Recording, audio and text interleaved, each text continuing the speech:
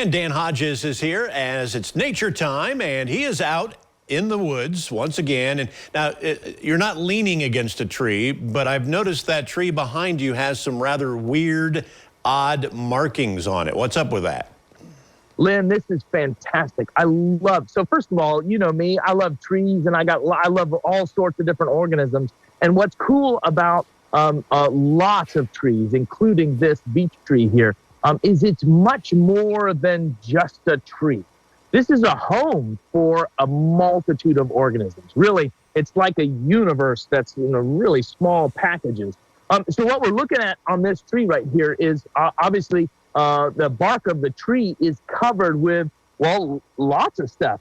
Some of it's yellow, some of it's light bluish gray, some of it's kind of a dark green, brownish color.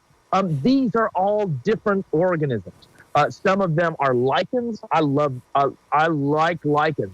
Believe me. What a fascinating symbiosis of fungus and algae working together. We'll talk about lichens maybe another time. That could be a topic for a couple of segments. But not just the lichens, but there's moss all over this tree too. In a second, I'll give you a closer view. A moss growing on a tree, not on the ground. It's on the bark of this tree. We've got liverworts here. There's lots of really cool things that are growing right on this tree. And we were mentioning before we started, Lynn, this tree becomes this habitat, especially during wet periods, right? We've had a lot of rain this past week. Finally, right? Hopefully your garden's doing a little bit better. But all of that rain kind of lands up in the canopy of, our deciduous forest.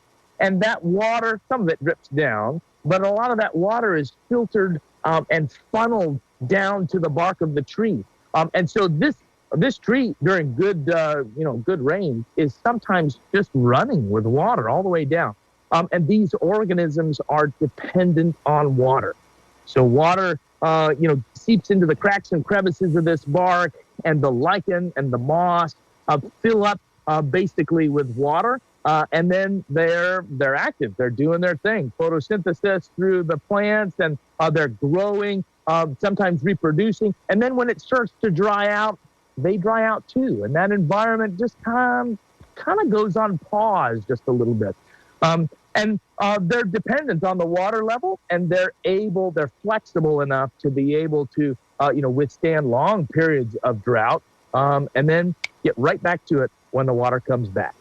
Okay, now we're getting short on time, and you had some funny, weird word that you wanted us to all learn today. What is that word? Lynn, I know that you are headed to your barbecue, and you need to impress your friends, like many of us do.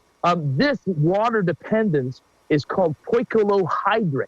So these are poikilohydric organisms. This is a great word. You have to say it again to yourself a couple times before you bring that out at a barbecue. You don't want to butcher it. I would hate that. I would hate to have you do that.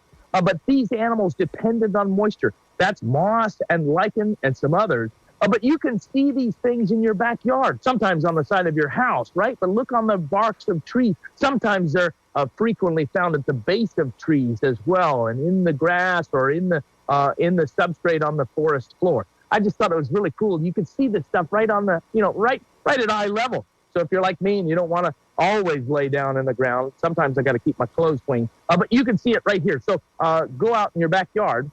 You can find lichen and mosses too. All right, we're not going to ask you to spell that word for us on the National Spelling Bee, but thanks for your time, Dan, and we're back with more right after this.